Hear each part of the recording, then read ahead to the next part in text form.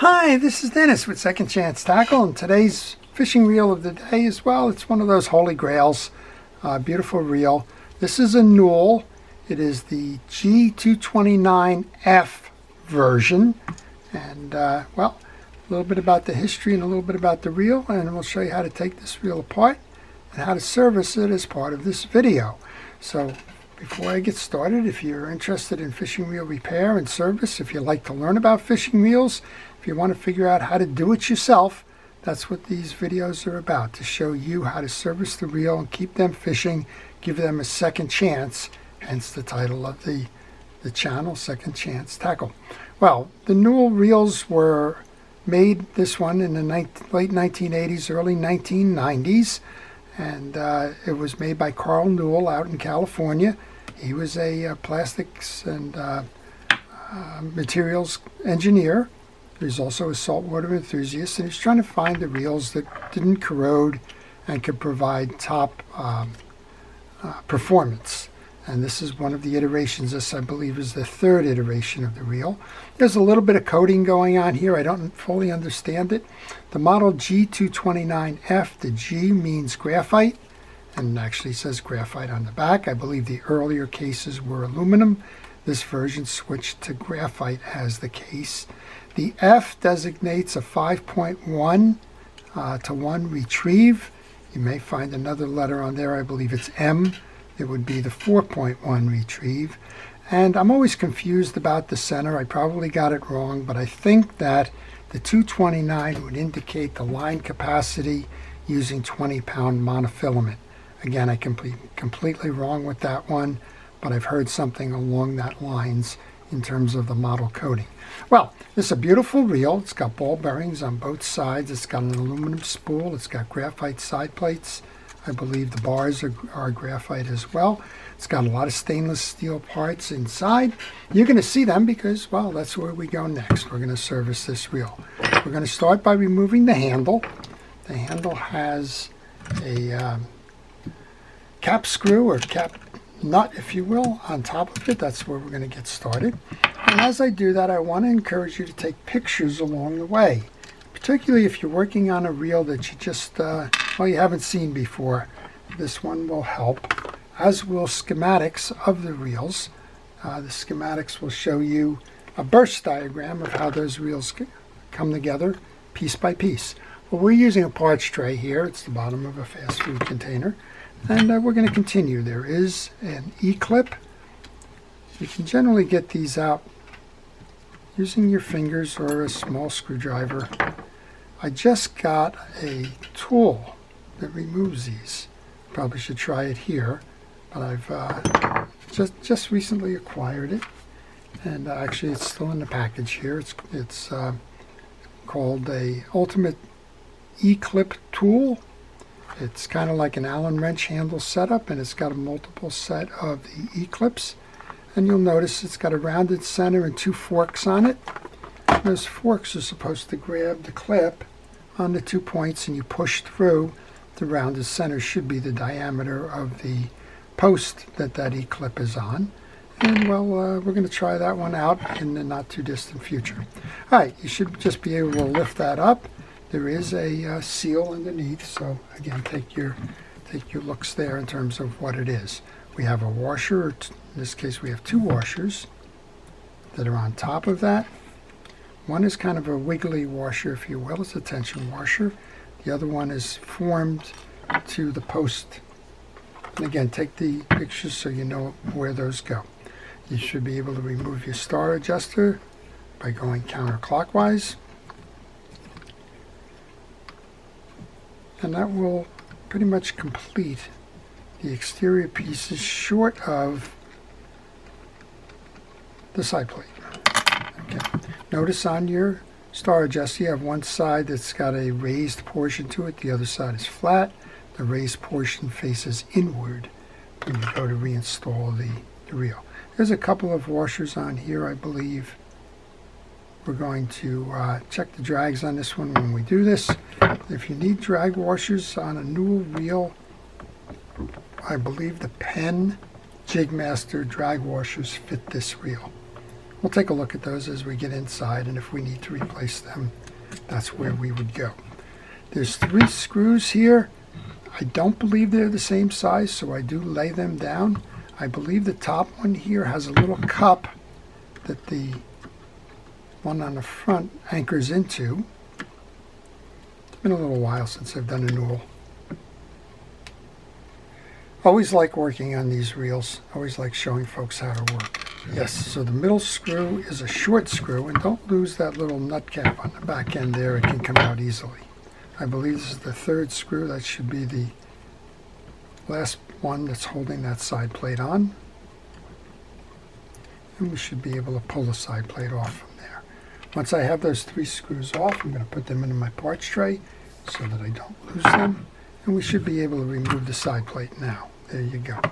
Again, we have that little sleeve here. Don't lose it. Let's remove the spool for a moment. And all there is on the back here is a bearing and a click ring. There's a little bit of old grease on the back, so I'm going to remove that. And just grab a little screwdriver just to make sure that the bearing is working. It is. You make bearing testers, but that's just a screwdriver. Moving along is just fine. And we'll just clean up that little bit that's left over there.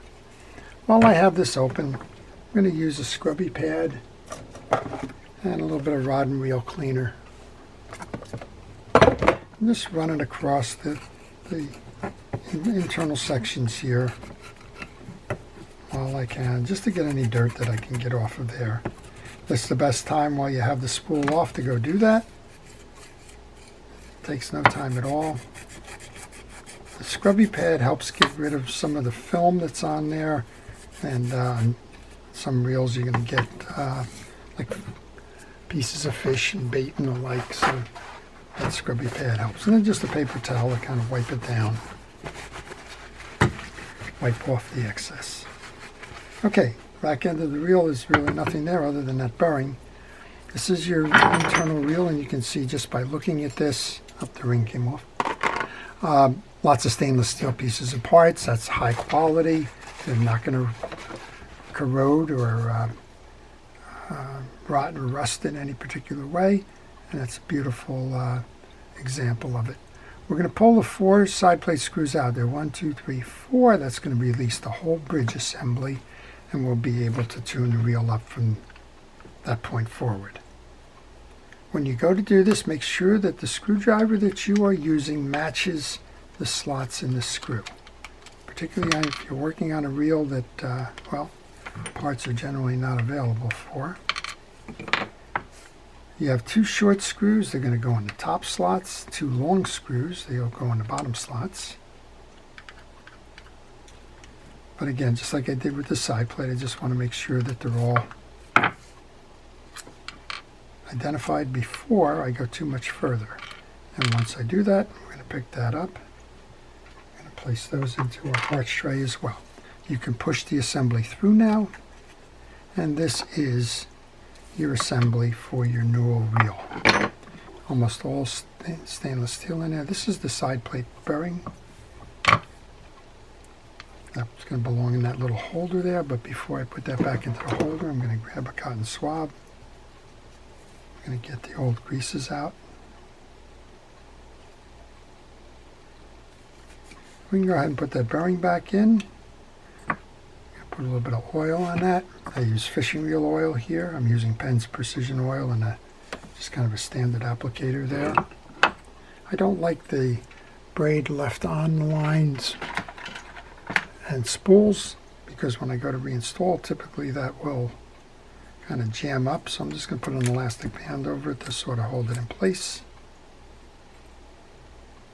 Put the spool into there as well. Actually, I can take the back end of this, clean that off, a little bit of grease, that'll run inside that bearing back there, and just put the assembly in now. Even though I put that darn rubber band on there, I still got the line trap there. Okay, well, we'll leave that off to the side. We'll show you how to do this. With that E-clip removed, that whole stack is going to come right off. We'll take a look at that in a moment. here's a good place to take a picture. You've got your anti-reverse dog now. It's in the down position because of the gear coming off. This is your click ratchet for your anti-reverse dog. We have a yoke assembly and a pinion gear. It's held on by 2 E-clips. We'll take those off in a moment. This is your trip lever for your jack. And once we get the yoke and the pinion gear off, we can clean the whole piece up. All right, this is an E-clip. I like to center my fingernails on each side, push down and push away. And just be careful, you don't want to shoot the E-clip. That's the E-clip. I don't think that tool will work there because of the pressure of the spring. And put that spring on the one side. Do the same thing on this one. Push down and compress the spring a little bit because that's sort of holding this whole thing on. Be careful. That's your second clip.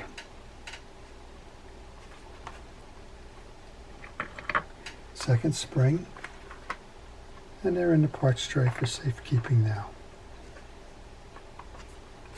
And one doesn't want to come off my finger there because it's got that grease on it. Okay. With those two off, now we can remove the jack and the pinion gear. And I'm not going to touch this assembly, but if you needed to remove this assembly, another E-clip, this post will pull out. Good place for pictures, but we can do the cleaning on this without removing that last piece of the assembly. Just a little bit of old grease on there. So I'm going to use a penetrating oil as a general degreaser. And I'm going to use a cotton swab to mop it up. Beautiful example of a nicely made reel here. All right, nice and cleaned. If you want, flip your switch. If there's anything underneath it, there's not. But again, if you needed to find anything else in there, go right ahead. Put that in a down position. All right, we're going to do the same thing here. We're going to wipe down the jack, or the yoke rather. And so here's an easy reason why to take that picture. It's not hard to do, but you could put this upside down when you go to reinstall and the reel wouldn't function properly. So you need to make sure that you understand which way that yoke assembly is going. It's going to go this way with those ramps up. This reel is in need of grease. That's what the issue is. I would tell you to clean the pinion gear, but there's no grease in it. Inspect the teeth. Make sure that they're all uniform and clean. And then go back in with the fishing reel grease and use that grease to lubricate in between the teeth. Go ahead and do the same thing on the shoulders where that pinion gear is going to ride. Do the front and the back of that. And while you got the brush out, if you like, you can put a little bit onto the jack where it's going to ride. All right, the slot goes in. So this is the way, oops, I must put it on backwards myself.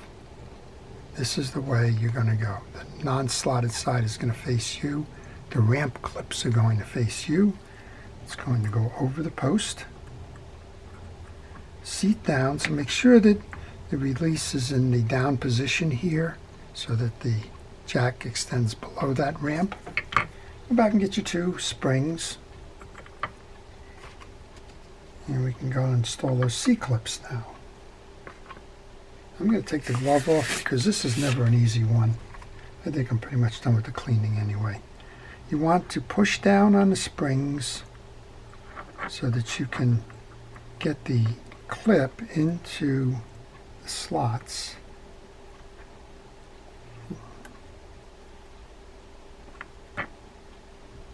Kind of hard to do for the camera. Push down on the spring so that it opens up so that you can locate the slots. And most of the time, I'll try and stop it here if you can see the E-clip is in the slot, the spring is compressed, Most of the time you can keep the pressure on the spring and push that clip in by hand, which is what I just did there. So that's properly mounted. If you don't have that set correctly, what's going to happen is that spring is not going to function properly. It'll be trapped in there, and you'll have nothing but problems. Okay, let's get the other E-clip. We're going to do the same thing on the other side.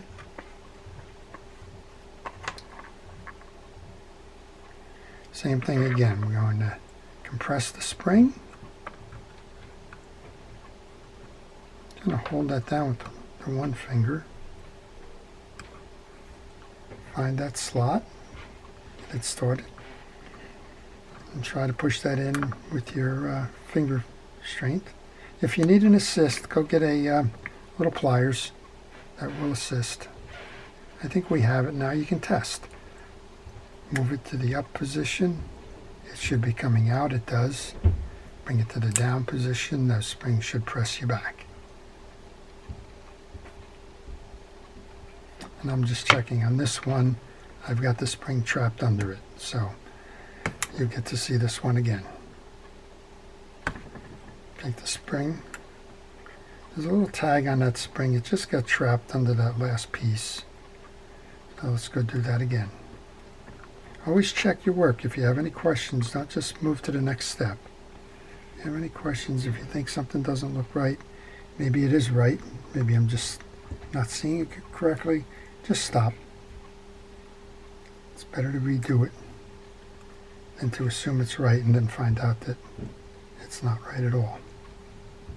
All right, find your slot.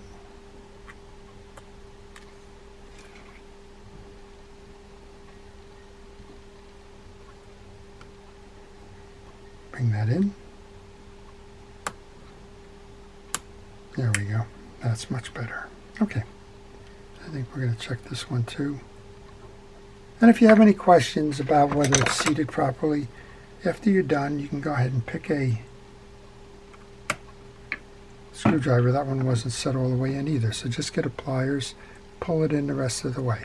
Now we've certainly got it done correctly now. There we go. All right, let's take a look at the bridge. See if I can get this glove back on. Most of the time I can't. There you go. I use that glove to keep the oils and greases off my hand. All right, let's see what's going on under here. Again, you can see that it's basically needs the greases. There's nothing on there, and that will be a rather poor performance there. Take a picture. We have a tension washer, have a big cap, stainless steel post. We should have a washer under here. Now we have the back end. Looks like we have new washers here, so what I was saying before about checking the washers does look like they've been replaced. Just going to pull them out just to check them. And we've got one on the back end as well. That's just a cushion washer there. Again, if you had any issues with the old grease in the track, go ahead and take a brush and pull through. But again, there's nothing on this, so it's not a matter that we have old grease, and there we have no grease on there. I'm going to go ahead and grab this. I don't know what washer this is. It was installed dry, so I'm going to leave it dry. It could be a composite material that's non-permeable, and if it's non-permeable, there's no sense trying to put grease on there because the grease will not get absorbed. The idea of grease on a drag washer is to allow the washers to maintain their flexibility. All right, we have a traditional 6-washer set. We have 2 keyed washers, which are the ones with the flat sides, 1 eared washer, which has the points and a circle in the middle, 3 drag washers. They alternate by drag washer first. Then the first of the keyed washers goes in. Then the second washer goes in. The middle washer in a 6-washer setup like this is the one with the circle in the center and the points. There are corresponding indentations on both sides of the main gear. They seat in those indentations. This is your last washer, your last key washer, and the cap. and then that tension washer. That is the install for the gear stack. The only thing left now, we got to move this anti-reverse dog up and out of the way. It's bumping a little bit on this. There we go. Move it up and out of the way. So when we install now, we're going to put a light coat of grease onto the gear post. You don't need much.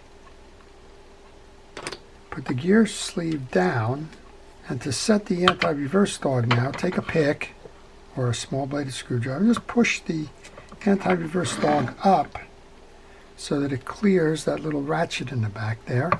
And you'll know you have it when you can turn the post and hear that anti-reverse working. Okay, we want to install this now. We're going to take the back end of the case. I still see that there's still just a little bit of old grease in there. We'll get that out of the way. I'm going to just bring the whole assembly over and in. Since the anti-reverse dog is on the bridge, you don't need to concern yourself with the setting of that anti-reverse dog during the installation process. I'm going to pull the 4 bridge screws out of our container. The short ones went up top, the long ones go below. I like this design because I don't wrestle with starting those screws. I'm going to start with a long one on the bottom. We call this north, south, east, west. I like to do this to keep equal tension on the case. I'm going to go up to the top on the other side, come back to the top on this side, and we'll tighten the last one over here to complete tightening down the bridge. And if you had any questions, just go back, make sure you've torqued them nicely there. Let's go ahead and get our trim ring now. And before I do that, I still have that kitchen scrubby. I didn't do this side when I was doing the other piece, so go ahead and clean it up on this side as well.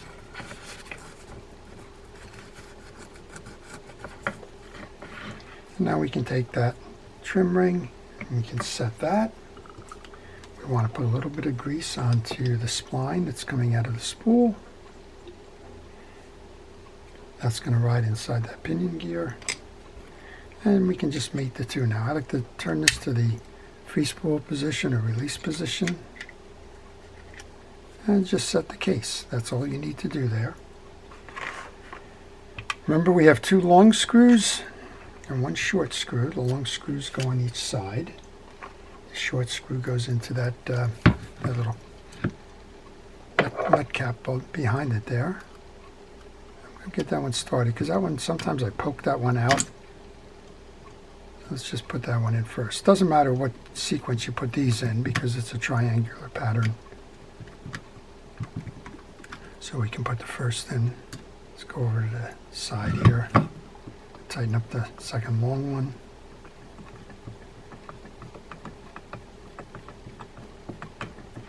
Go back on the other side now, do the 3rd screw.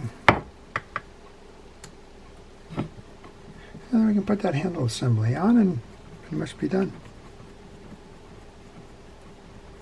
Okay, that's that. Next up is the star adjuster. And again, you have a raised center there. Just make sure that it seats nice and evenly.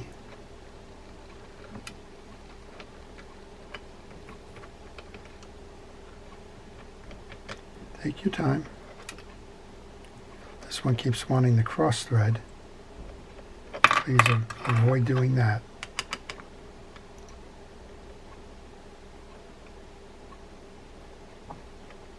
There you go. Just takes a minute. And you can hold the stem or you can put the handle on at this point to complete walking that down the line. We had those 2 washers behind it. First one was the wavy washer or tension type washer.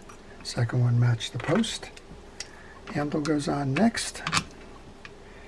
Our little seal goes on. Don't forget your E-clip that started this whole thing off, just like we did with the spring. Load it over the top. See if you can't get it in with hand pressure or finger pressure. I just did that. If you can't, use the pliers like I did on the other one. And the cap nut. And again, be very careful here not to crush strip this one either. Tighten that down. It'll be time for a test.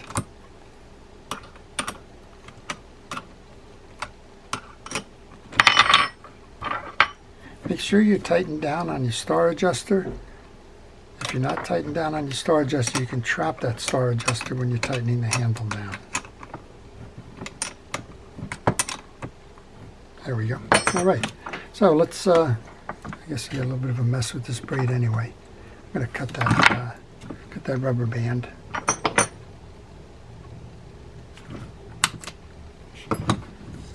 can just redo this.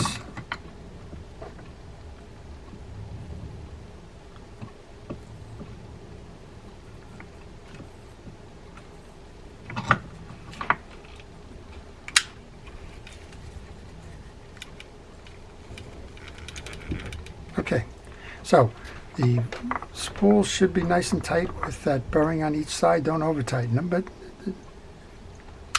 next up we're going to go to the release mode. Make sure that, well, it will release in that direction, but make sure that the spool is turning nicely, which it is. Go ahead and put it in gear, and then test to make sure your drags are tight. They are. Of course, we saw that on the inside. And give it a crank. There you go.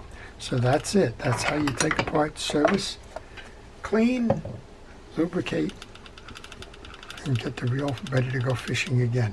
So the fishing reel is the Newell G for Graphite 229F for 5.1 retrieve, and that's how you service the reel. I hope you've enjoyed that. To our first responders and essential personnel, thank you for all it is that you do to keep us safe. Your efforts truly are appreciated. To everyone, please stay safe, stay well, and stay watching. This is Dennis with Second Chance Tackle. Have a great day.